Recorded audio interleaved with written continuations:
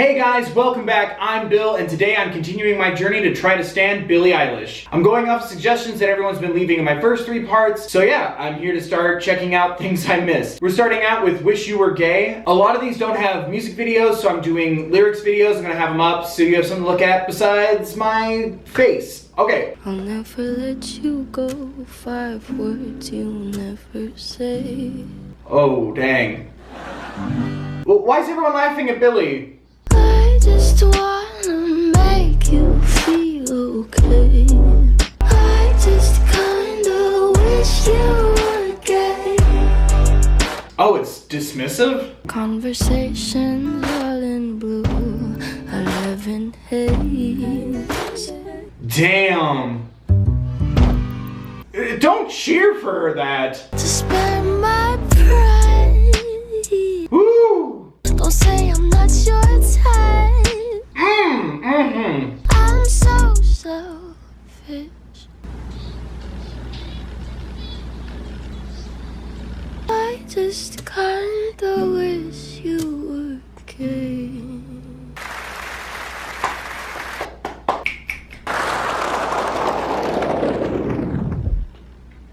Holy crap! She's really good at writing breakup material like that. What a horrible thing to be talented at. I was not expecting it to be in such a dour way to try to dismiss the reasons to not work out with somebody. That's really interesting. But then also taking the side of I'm being selfish, I feel like owning up to that really worked for me. At 7, I ate dinner alone. You were 6 minutes away. Like it feels so visceral. And then the conversation being all blue with, it was what, 10 or 11 haze, like a phone, like sending iMessages, not sponsored. What an interesting way to articulate modern breakup lines, you know? Like, I mean, back in the day, I feel like there were a lot of lyrics alluding to like, you know, I'm trying to remember your phone number. And like, I feel like this is that modern 21st century way of articulating that. Like all those images flooded through my mind. It was illustrated very well. And her voice is always that very velvety, like sweet sadness. Like it's this bittersweet feeling. What a beautiful way to articulate and through that emotion, but it's such an upsetting emotion. Damn, she always impresses me. I really like that. I don't like that she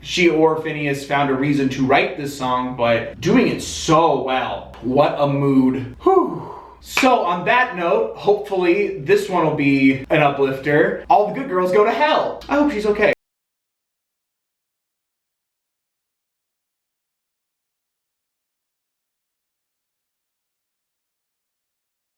Okay. 'Cause he even got herself. Yes. My Lucifer is lonely.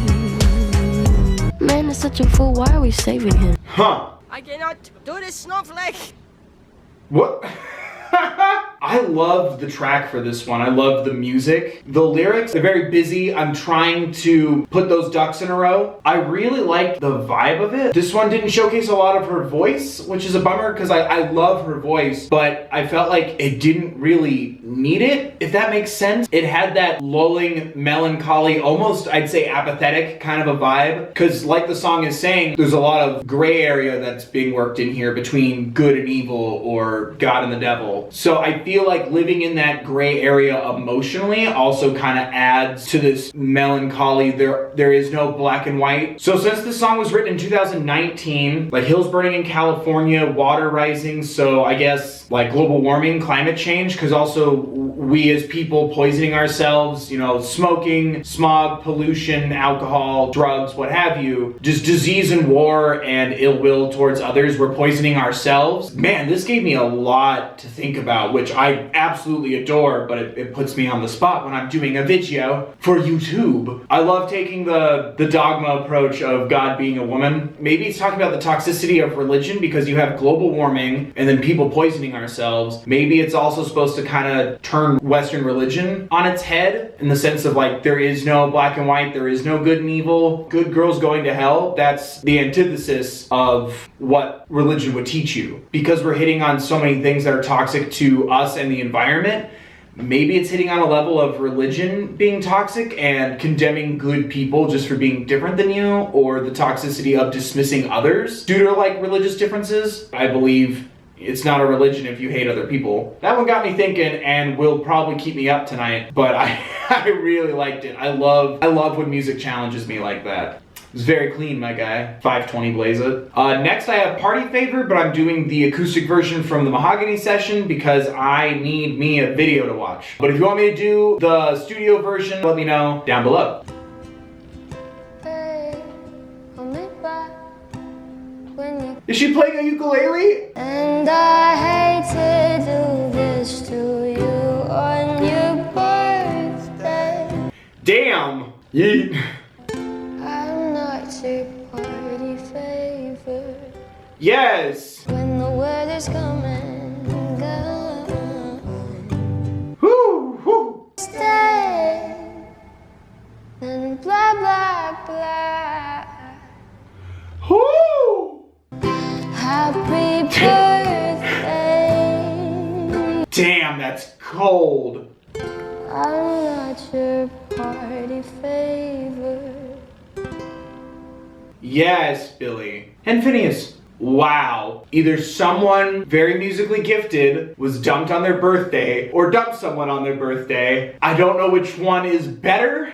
When a 17-year-old is better at handling breakups than you, it means I suck. Granted, I've only heard two, but I love their acoustic Mahogany sessions. I love how their voices sound together, and I love how it gives me the attention warranted to the vocal qualities that they have or what they introduce into the pieces. So I do feel like I'm missing something when I don't have the track, but it's also nice to be able to just sample their musical talents vocally. I love this vibe I'm getting of not taking someone for granted, not using someone, but also it's in a declaration of self-worth. It's admirable. I respect it a lot. I adore when there's such a huge positive message behind someone's pain or possibly the dispensing of pain. Expecting more and having self-worth. The line, "I'm not your party favor," hits me on so many levels, but I think it also directly illustrates what type of pain or heartbreak or breakup even this was through the story of the song. Just not standing for it. Don't do me like that. And then through the audience, don't do people like that. Don't treat someone like this. Don't treat me like this. It has a very encompassing positive message as opposed to like, how dare you, I'm gonna wreck your car. You know what I mean? Like, I think that's more powerful than a revenge motive. Obviously, there's a lot of pain there. It doesn't feel aggressive, and I think it encourages a lot of maturity. It shows maturity in her, but encourages maturity from people who would listen to it. I really respect that song, and I enjoy it a lot. I'm interested to see what it sounds like when it's not done on ukulele, but there is something so pretty about it that made it feel like something that has been overcome. It felt conclusive, and I really enjoyed that. Next we have Billie Eilish, I Love You.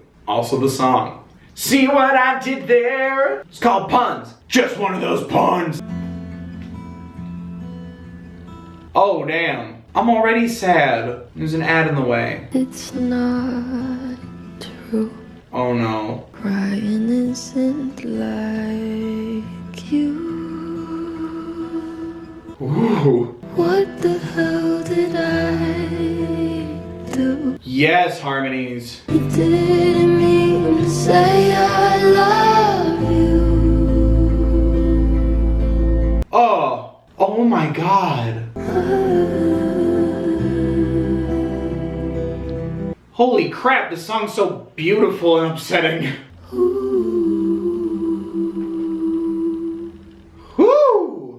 That's exactly what I would want from a Billie Eilish song called I Love You. Complicated and deeper seated I love you than just like, yay, we're in love. You dream like underage adults. I really loved that. Like the feeling of not wanting to love somebody, the feeling of someone saying it and then it ruining everything. The other side, the other type of relationships that you could have. And goddamn, their voices together are just haunting. They're such a great team together. I'm assuming this was Phineas. I don't know. I know you will let me know down there. So if I got it wrong, I apologize. But my God, their voices together were so nice, and it just had this haunting, hollowed sound, and it made me think of like a shell, like the shell of a relationship, like that wind blowing sound where you can hear your own eardrum when you hold a shell up to your ear. It gave me that kind of a vibe, and I absolutely loved it because yeah, we were essentially getting a musical crime scene of a relationship. It gave a lot of insight to her, like, you know, taking the red eye, wishing she never learned to fly, like being busy, not being there. I love how, granted, a lot of this has been love, didn't know, unintentional. These were the most suggested things that I had. Every single one's been so different. It's all been different avenues of love and relationships. I cannot stop gushing over that. Love is such a complicated emotion. It's such a complicated part of life. No two relationships are the same. No two people mean the same thing when they say, I love you. Again, it's devastating. I don't want to think of either of them or anybody having bad exchanges with people, but I mean, that's just reality. Let's be realistic here. But that is such a interesting, I feel like, healthy way of understanding that and coping with that and illustrating it to others. And it's so liberating because God knows I've had bad relationships. No relationship's perfect. To like have something so relatable, and because it's relatable, it's accessible. And it's so engaging and interesting. Like there's no, oh, I met a girl and there was fireflies everywhere and everything's magical. Let's hold hands and skip. It just feels real and it feels personal. And that's what I love so much about her work, is it always comes across like a lot of autobiographical territory, be it for her or for her brother. I treasure that. Like it's such a gift to give something this personal, but also it's a gift to be able to illustrate something in such a specific way. There was something about the opening of it too, with just the guitar going. It instantly set the tone. It felt sad, but it also felt mysterious and alluring and engaging, and that's what I felt the story was. Like there was no clean cut, hey, he said I love you, I didn't feel the same, I wish he'd taken it back so we could have stayed together. Like there was so much more about it. Like I wish we could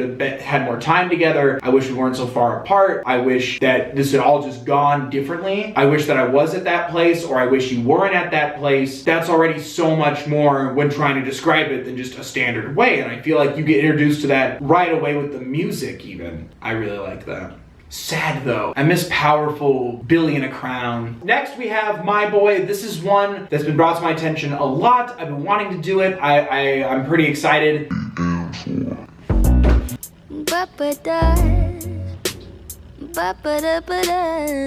Ooh! First we got Boom Boom Pow, and then we got some Scatting Billy and some Trill Billy. He was shady enough. I don't like him already. Cuts him off. What? Boy, he ain't a man, sure as hell ain't honest. Dude, then f him. Just sounds like he's trying to be his father. Who are you? Who are you? But he's such a pretty liar. He said he'd change. Damn! Alright, dude. Go trip over a knife. Ah! If you want a good girl, then goodbye. Yes, Billy. Whew! Okay. Wow. So I guess this is just a video of Billy love songs. Holy crap. I love the fact that it's called My Boy now, because the dude's a piece of shit. So it's not my man, it's my boy. Respect. Someone like that shouldn't be around Billy, so good. I'm glad he's gone. I also hope he trips over a knife. Again, she has such a unique and interesting spin on things. Like he lied and said he'd changed, the music almost changed and then went back to it. I loved that. The Black Eyed Peas Boom Boom Pow opening completely threw me off. I loved it. It was distorted. It was false. Just like the guy. Ironically, as it's named for someone who's being immature and being a liar, I feel like this told a lot of truth and had very interesting and mature ways of illustrating this and handling it. Like it, just like every song, it could so easily be a 1, 2, 3 ABC 4/4 standard pop song. She seasons it always so well, and it turns out to be so much more than what you think it is. Turns my conceived notions of a pop song upside down. I cannot get enough of it. I loved that. It never bored me. The lyrics always kept adding on to not only what a piece of shit he is, but also how over it she is. And again, it still has that empowering Billie that I was craving, where it's like, you don't do that, bye, you gone. I loved that. 10 out of 10. One more I have here for you. It's one that everyone's been suggesting, and I really wanted to do it. Billie Eilish's The End of the World, her Radio 1 piano sessions. Breathe the air again. If there was 5 more minutes, Oh my god. run for your life, or stand here and spend it with me. Woo! We would love again. Ooh. Would you panic and hide, or run for your life, or stand here and spend it with me? Ooh. Could I make you happy?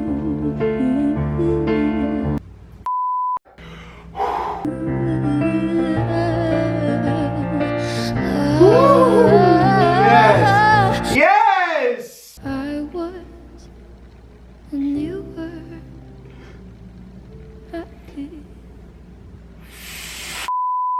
Oh, that wasn't the end of the world song I thought it was gonna be. Damn it, I was not prepared. I thought it was the end of the world as we know it, and I feel fine. I thought it was gonna be all ghosty and cool. Oh, I love her damn voice. Those damn wavers, how she mixes with him so much. The amount of just love that goes into this, like that goes into her performance, her work. She's wearing a horror shirt. Shout out. Freddy Krueger staring at me, I was crying my eyes out. Like it was awesome. I love how effortless and airy and breathy she can get, but then also just how gentle and fragile it all sounds. Like it sounds like musically she's handling like fine crystal or china. Do the ooh over crystalware. It sounds like that, like it has to be done so gingerly and in such a precise way, otherwise it's gonna go to hell. Fine-tuned, laser precise, and delicate. That was so gentle and beautiful, but also haunting.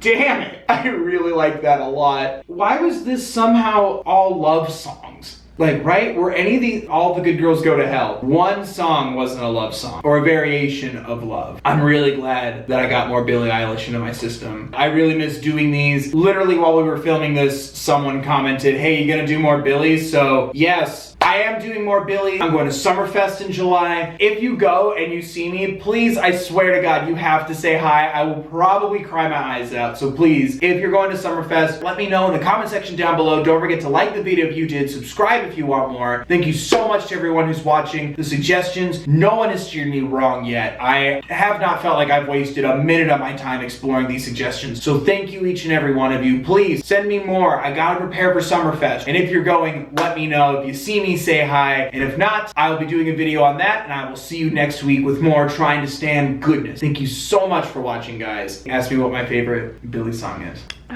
What's your favorite Billie song? You should see me in a crown.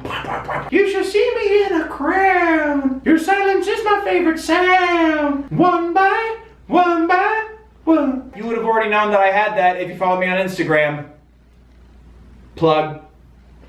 Kill the camera, please. For the love of God, kill the camera.